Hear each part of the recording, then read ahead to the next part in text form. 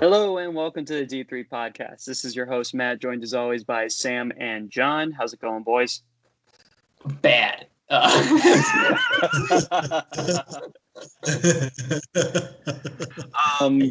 those of you at home, Kevin is currently not on the show today. With LeBron's injury, Kevin felt the need to just take some time off.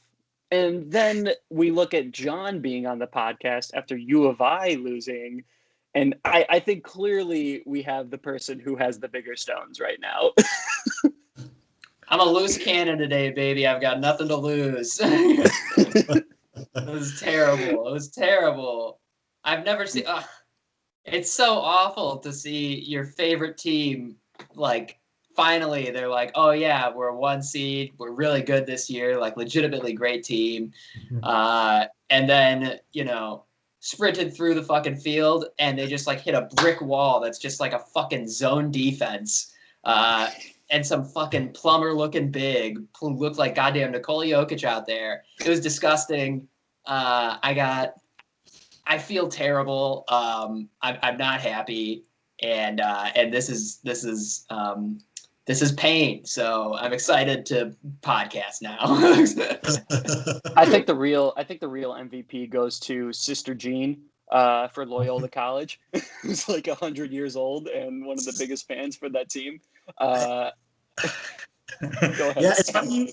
It's funny because like ESPN, I got the update and it was like they just like rubbed it in. It was like #1 Illinois never leads and gets upset. And I was like, that's just rubbing it in at that point. So it was a beat down. It was never even close. Like it was, they were. I don't know, man. It was pretty depressing. John is speechless. John is speechless right now. But speaking of March Madness ruining everybody's life, Ohio State, they also lost, and that one was, first off, hell yeah, fuck Ohio State. I'm not even going to say because they can suck a dick. However, I don't know if you guys know this. I just found out about this yesterday. But apparently Ohio, I don't know if it's the basketball team or the college in general, but they have been receiving a fuck ton of death threats because of that loss. It is nuts. Yeah. No, one of their players, in particular, I think, was receiving a lot of hate, and they had to I think call the cops about it. But yeah, that stuff is where it's like, yeah, come on, like it's a game. Like you guys can chill. I know it's fun to like be upset about sports, but like there's a line. There's a line. These are literally like college kids. Yeah. Yeah. I mean, like my story is like we went to Marquette versus Wisconsin. We went to Madison. I just made a comment out loud. I was like, these guys are literally traveling. Like, I don't know what these refs are doing. And I just get these 3, 4, 40-year-olds just start hecking me. And I was like, bro, what are you doing with your lives? Like you have your children here. Like, what do you you just not you still live the college life at this point? And I was like, then we started getting into it and it was great. But it was funny because if the camera was on me in that area, you could easily find me. I'm the only brown dude in this section. The only brown dude at this point. So it was a great time. But yeah, let's avoid the death threats because you don't even play the game. So what do you know? Exactly. Yeah, I was going to say, boo-hoo, your bracket lost. Like, Jesus Christ, calm the fuck down, please. Yeah, so that's been a hell of a time to watch, not going to lie. But like I said at the top of the podcast, Kevin is not here because LeBron James took a bit of a downfall. We were talking about this a little bit before the podcast started, but it's a very interesting conversation. We're looking at the standings right now. The Lakers, they're not, I mean, they're still like the number 3 seed for the playoffs. However, AD and LeBron aren't in. And that's going to be detrimental to that team. It's not looking very good right now. John, how far do you think the Lakers are going to be falling? Do you think this is clearly this is not a good thing for the Lakers right now, but how far do you think they'll fall? I think it's going to be really bad because this team without LeBron is, they're just they're not that. They're not good. Like the numbers indicate the same thing where if LeBron's not playing, this team is bad. And you can look at the roster and tell that pretty clearly. So, I mean, they just got to hope that, as is the case with everything with LeBron, they got to hope that he's able to pull something superhuman out and have a fairly quick recovery. They got to hope that AD is going to end up, because he's just getting reevaluated in a couple weeks. He's not even set to like officially come back. So they got to hope that he's able to like speed up his recovery safely. I mean, the West playoff standings are really tight. You can't afford to fall that much. I think this is interesting because it's like really opened everything up. But if you're the Lakers, like, I think you're pretty worried, and you're definitely just like, okay, we just need to hold on, make sure that we get in, and then just trust that having LeBron and Anthony Davis will be enough no matter what seed we are, which could be the case. But it's bad. Yeah, it's looking pretty rough. Sam, it seemed like the Lakers this year really threw everything that they had to get some of these players that they had, like Dennis Schroeder and whatnot. Harrell, which, I mean, yeah. But anyway, they've grabbed a ton of these new players, and it seemed like they're just going all in this year. How are you feeling about the Lakers in the future years if they can't win the championship this year? Do you think it's just like all for naught at that point? Because, I mean, we have no idea when LeBron's going to be retired. We really don't. Like, maybe in the next couple of years, who knows? I have no fucking clue. But if they failed this year, what does that look like for the future of the Lakers? It says there's some concern, obviously, right? It's just like when you see like late age LeBron getting an injury like this, and now they have the indefinitely. I think obviously they just want to just keep him out, just like Anthony Davis at this point. My big concern is like, how much can we trust Anthony Davis's health? Like, if we think this is like almost Kevin Durant worthy, like, I think it's worse just the way how he plays and the way he falls on the court. I just don't. It's terrifying because the guy jumps a lot and then he rolls his ankle pretty often. I think it would have been worse if they didn't win the title last year, because then it would have actually meant like nothing at all. I think that they have some buffer just with that title on its own. But I'd be concerned because the pieces they got are all support pieces, and they don't really have playmaking ability post LeBron. And realistically, Anthony Davis without LeBron, I don't think it's just no different for me compared to like when he was with the New Orleans Pelicans. It's just because he doesn't have the right support, and it just comes down to money. If they're willing to sacrifice money, and maybe LeBron might restructure the contract, I don't think he should, because he's got his titles, he's good for life. But if they want to just like win out, just do what the Spurs do, just like take less and then just go get people, recruit people. Who doesn't want to be in LA? Like, to be honest, like, I know like superstar athletes don't want to be there because it's LeBron this, LeBron that. But like all-star talent, like I'm pretty sure Zach LaVine would be like okay playing with LeBron James. Like, if you know that you can be like competitive like 24/7, I wouldn't mind that. For once, let's just let Zach LaVine stay in Chicago. I will. Okay, really quickly, I am very interested in both of your takes on the first round of the playoffs for the West. First, I want to know, how far do you think they fall? And because of that, I want to see, like, who do you think they're going to be playing first round because of it? John? Okay, let me look. I think... I don't know exactly how many games they're playing between, like when we get those guys back, but I would say like there's a really good chance they could fall to like definitely that like 6 to 7 seed territory, honestly, during this run. It's because they're only the only separation between them and the Clippers at the 4 seed is 1.5 games. For the Nuggets and Blazers, or I guess the Blazers now, it's 2.5 games. So like it's a pretty quick fall down the standings if they start losing games, which I think they will. Yeah, I mean I'm not going to be so reactionary to say that I think they're going to fall out of the playoffs. They'll be in the playoffs, but there's a good chance they could be coming in as like a 6 or 7 seed. Sam, are you on the same page? Yeah, I think the 6 seed. I think it's gonna be like a 6 seed for sure. I think their schedule looks pretty tough. They play Suns, Philly, like the next 10 games. Philly, Clippers, Raptors, Heat, Brooklyn. Like, it's just teams you don't want to play without your key players. Mhm. It's really their games to lose at that point for those teams. Like if they lose to the Lakers at that point, that's just embarrassing. Like I don't know what you're doing at that point. But yeah, I think the slide could be very severe.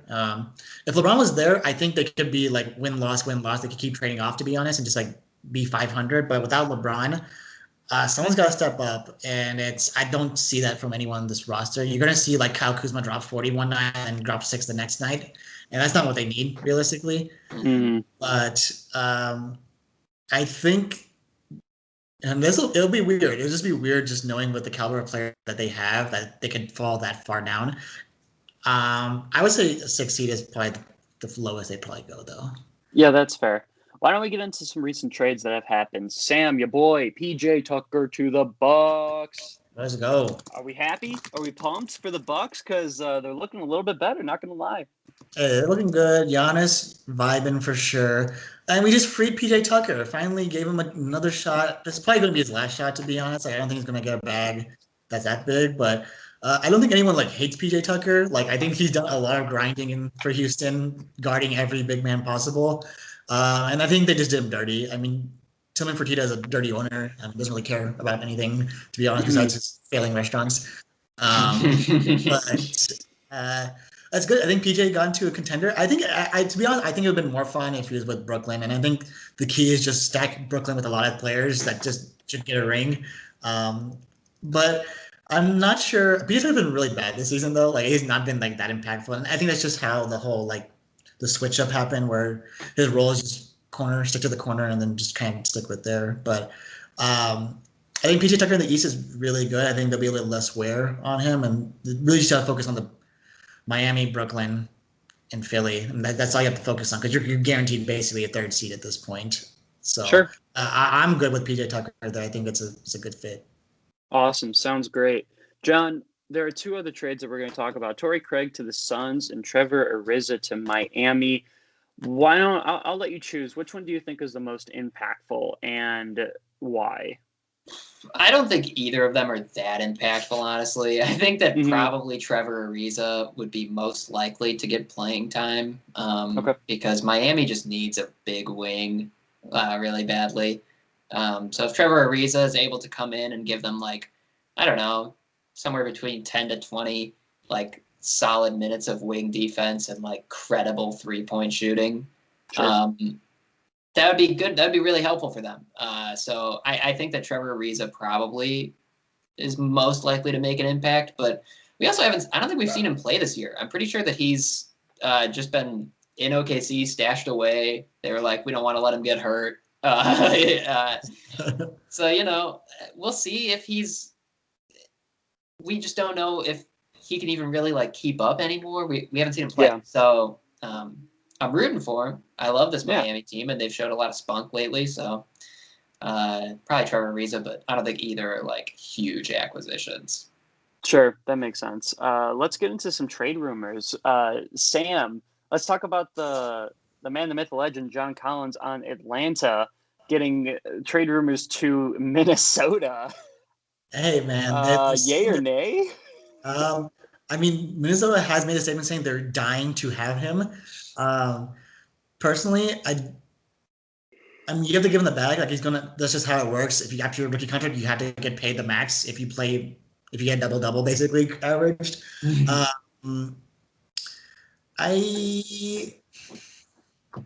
I'm actually okay with this trade, and I think this might take away some weight off of Cat's shoulders in terms of someone that can actually play defense, even though he's like 6'9". Like it's someone that can actually be a defensive presence. Where that's what this team is missing, and they have great offensive talent. And we've been seeing Anthony Edwards just been killing it lately.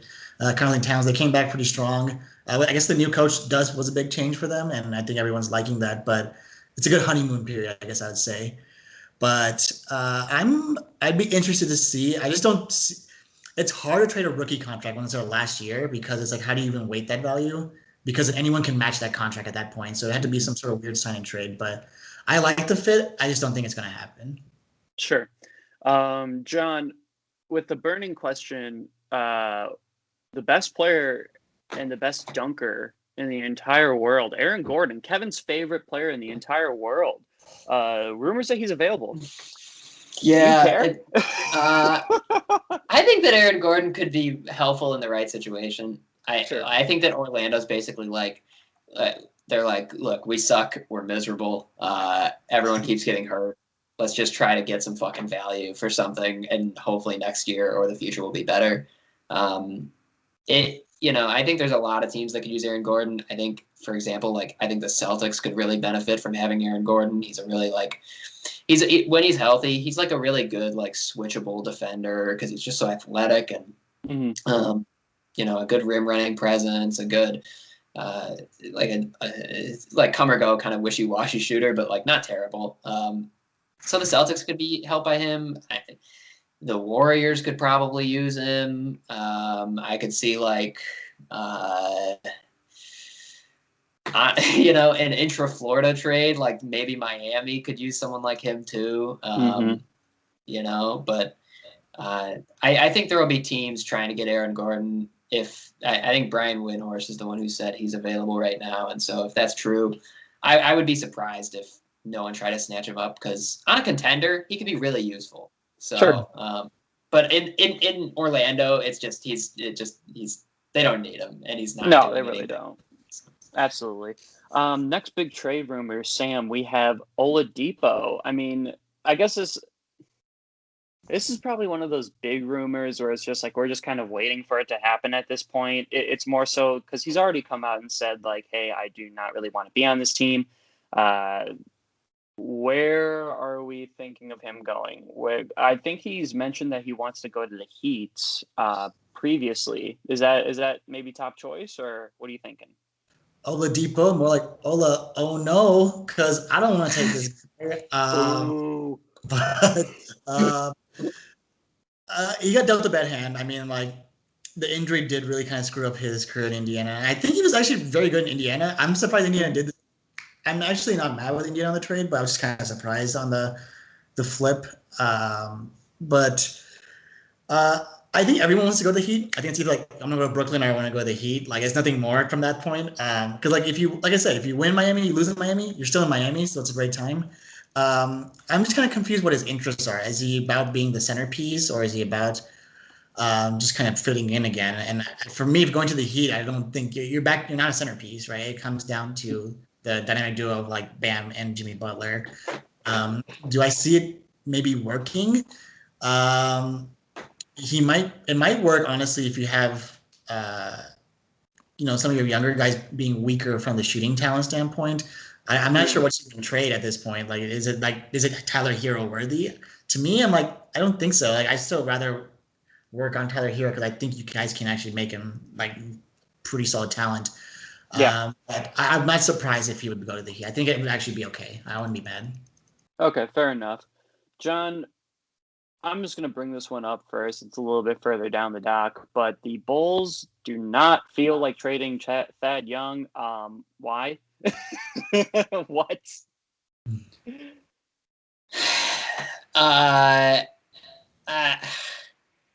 It beats me, man. For some reason, the Bulls are really committed to winning this year, despite being a below 500 team by several games now. So that's why they don't want to keep Thad Young, is because he's actually like a competent basketball player who like can do a lot for them. I get it in the sense that they're trying to win, but it's like, let's just like step outside of ourselves for a second. Let's like think about what's best for this organization. We have 100 power forwards on this roster. Like we don't need to keep running Thad Young out there to win less than half of our games. Let's try and trade him somewhere that'll send us like probably a first-round pick with how Thad's been playing this year. Mm-hmm. I don't understand keeping him, frankly, because it's not like anyone like. I don't care if this Bulls team makes the playoffs. They're gonna get bounced like as soon as possible. They're not good. They lose every single game. They're a fourth quarter fucking disaster. They're terrible. I think they're probably the worst team in the fourth quarter in the league. It happens every single game. So, I'm like, let's trade Thad Young. Let's get some value for this team moving forward. Get more time for our fucking guys to play like our young guys. Let's figure out what the fuck we have in Lauri Markkanen. you know, because he's probably, it sounds like they're not going to trade him before the deadline. So it's kind of either like, I guess let's figure out if we're going to sign him, which I'm sure they will and will regret. The Bulls are frustrating, is what I'm trying to say. And that's why it's like, when they're not going to trade that Young, I'm like, what? Like, you have lost the plot. You know, I understand that it's your job if you're Billy Donovan, win games, but come on, like, let's be grown-ups. Yeah, and not to mention that it looks like, Sam, that Lonzo, the one that John and I have been praying and hoping for to go to the Bulls, is looking like he's going to the Clippers. Yeah, this is frustrating. Yeah, and I think it just comes down to the assets. It's like, because if the Bulls were going lower and they're losing more games, I think the picks would be more valuable at that point. But for them just being middle of the road, it's I mean, I don't really know what New Orleans' direction is at this point, because it's like they want to keep everyone because they thought they made the best trade ever. And I mean, they kind of did make a really good trade with AD. I mean, I think the Lakers got better off with it just because they actually won the title that year too. That's a different story. But like I said, I'm telling you, Brandon Ingram and Zion is actually not a good duo. I know they've got the scoring ability, but I just don't think they're actually a solid duo. I think that Lonzo and one of them is a solid duo. You're not trading Zion, so someone else has to go, and that's got to be Brandon. And I think it's just like his peak value. I really don't think he can get. I don't think he can get higher than this, because this is pretty high. This is like very, very good talent. I think he can coast this for at least another 3-4 years, and then I'll probably start dipping a little bit. But I would be okay with trading this guy, because you can get a lot of assets for this, and then focus on building around Zion. But I mean, Lonzo to the Clippers is what the also need, because like, you need someone that can actually support and be just a pure playmaker. And that's what Lonzo does best. Like, I don't want Lonzo scoring personally. I think the way he facilitates, it's like, it's sad to say, but it's like LaMelo. You never think you'd say that. And that's how I prefer the Ball brothers. I'd rather them be more utility than outright scoring, because that's where they're masters at. Yeah, sure. Ooh, I totally get that. I gotta pop in, because Kevin O'Connor tweeted 35 minutes ago that both the Hawks and Bulls are pursuing a trade for Lonzo. The talks with Atlanta have revolved around Cam Reddish. For the Hawks, please send him to Chicago. I don't know what else is, because the Lonzo Ball this year, who's shooting 38% from three, like, on good volume, he's taking 8 of them a game, and like, he's really come into his own as like a facilitator. I feel like, you know, his assist numbers aren't as high as they have been a couple other years, but like, he's still clearly such a good playmaker. Then the Bulls need that, so and he's a good defender. Like, please, like, send him, because if they're not going to be bad enough to get Cade Cunningham, at least get a point guard. Like, yeah, seriously though.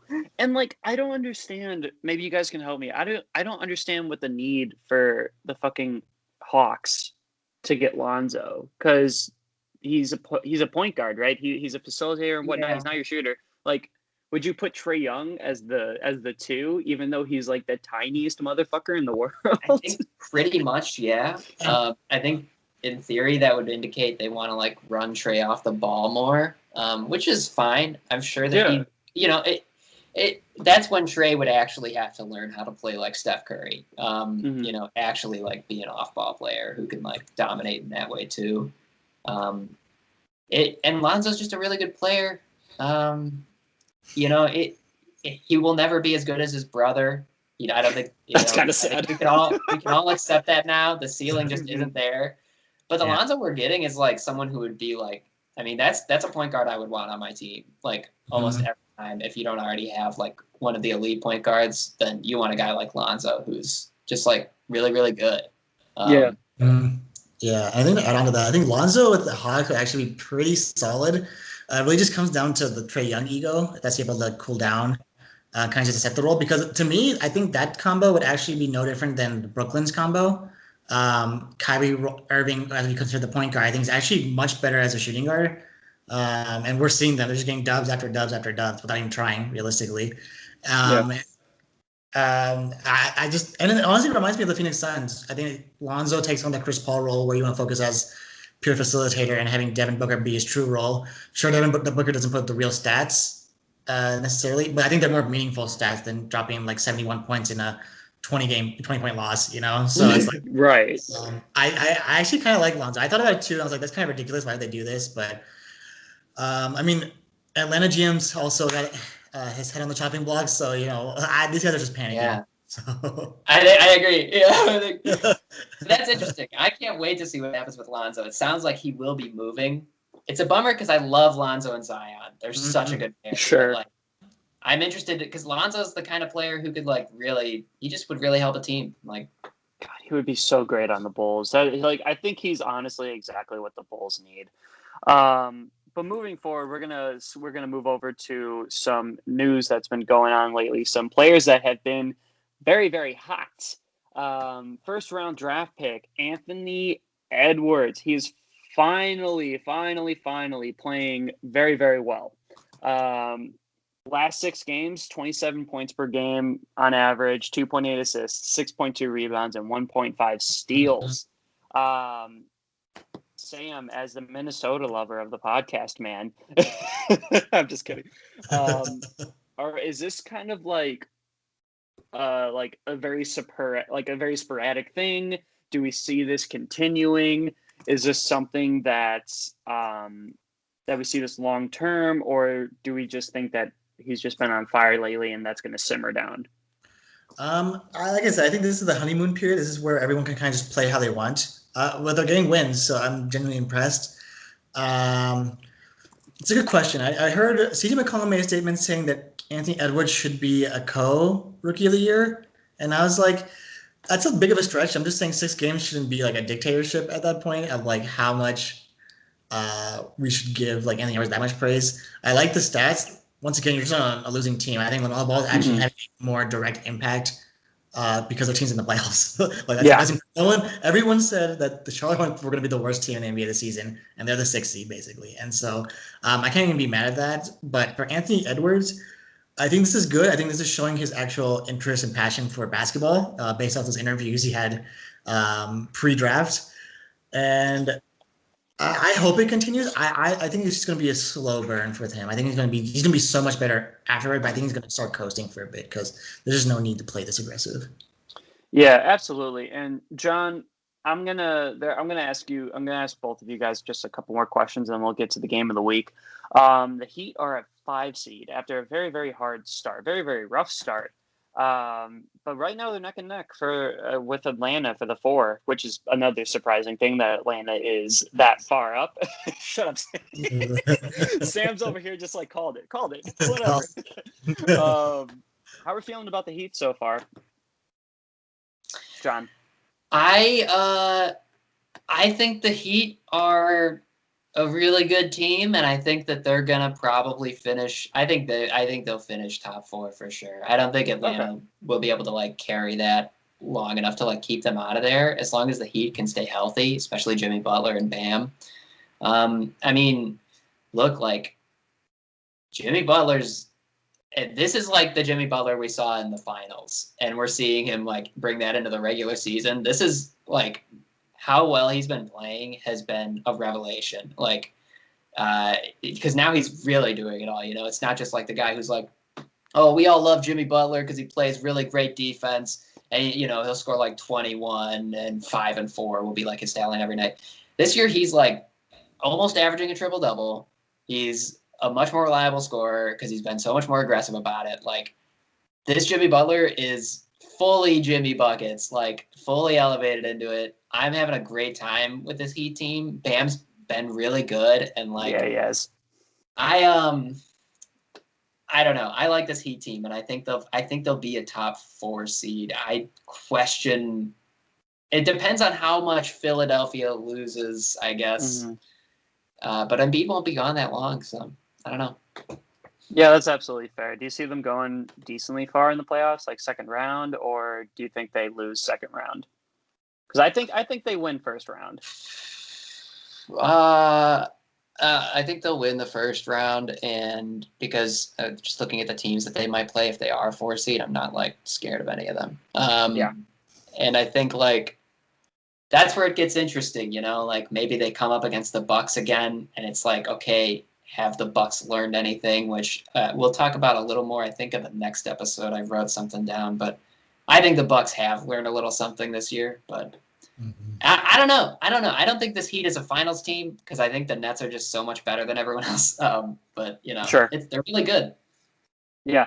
Last one, and then we're going to get to the game of the week. I have a beef to pick with whoever wrote this. Who is the saddest franchise in the league, and why is it the Boston Celtics? See, here's the thing. Here's what I'm confused about. I feel like the Rockets kind of are the saddest franchise right now, seeing as they're in a 20-loss streak, which is insane, and I love it. And I think Sam loves it too for his Texas team over there. So, John, I'm gonna ask for some explanation on this one. I mean, I was honestly just trying to dunk on the Celtics. I don't think that. Yeah, sure. They have like two really great young wings. They're fine, but it's fun that they're moving. They're fine. But like, yeah, I don't know. I would say the Rockets right now definitely feel the saddest because I don't know if you guys saw it because it happened like just before we were recording, but there was a clip of Steven Silas in the postgame interview when they lost their 20th in a row today. And they were like, this has got to be like weighing on you guys. And the person asked him when they were done asking, Steven Silas just had like his head in his hands for like 20 seconds, just like of silence. And then just like stood up and was like, yeah, it's hard. And like, these guys are like miserable. I feel so bad for Steven Silas, but yeah, I don't know. Probably the Rockets are pretty sad right now. If I'm a fan, I don't know how they're actually fans of the Orlando Magic. Like, I don't know how anyone can continue to be a fan of this franchise. They're so miserable. I think they're like by far, they just like the idea of being a fan of the Magic truly bums me out because I don't know what you're excited about. Like, it's just, yeah. Sam, are you feeling the same way? I was gonna pick the Magic just solely based on they put on these weird teases of like, oh, Vucevic might be available, Aaron Gordon's available, and then every year they're just like, oh, we just can't. Why would we ever trade them? Like, we always get like an 8 seed. And the reason I can't put them as like the most sad team is because they have made the playoffs consistently. I think they got severely injury plagued with Cole Anthony, Jonathan Isaac. I think this team could actually be decent. I wouldn't say they're a good team, but I think this team could actually have true potential. I think the sad team has to go to the Wizards because I think there's actually no sense of direction of what to do afterwards. I know Bradley Beal. I think Bradley Beal's the only loyal person in the Wizards organization at this point, and I'm pretty sure the Wizards organization doesn't want to keep him. And I think they just don't know how to trade him or what to get him for. I think they want to give him one big contract and then dump him immediately. And maybe it might be to dump with Russ as well. Like, you get Bradley Beal, but you take Russ with them too. And I just don't see any hope with this Washington team. The thing with the Rockets is that they're gonna have a low pick and they're gonna be all right, But the Wizards, they're just not using my boy Denny correctly. They're not doing anything correctly. They have no sense of defense because this team just likes to just run and gun, dunk on some hoes, and then lose by 30, by the fourth quarter. And like, I wouldn't even say the Timberwolves because they're actually some hope with their picks, but I'm going with the Wizards. The Wizards I'm just not having fun with them. I know they get one win and it's like NBA.com just blows up. They're like, oh my God, the Wizards got this. They can have putting stupendous stats. And it's like, yeah, because you have two guys who are all-star talent and they drop like 85% of the points with this team. They're not actually a team. Like, there's no sense of direction. So for that reason, Biden, you can keep your Wizards. Yeah, that's fair. Biden, you can keep your Wizards. All right, guys. We're going to get into the game of the week. Last week, it was the Knicks and the Nets. Oh, that was actually a pretty solid game. I'm not going to lie. That was a lot better than I thought it would be.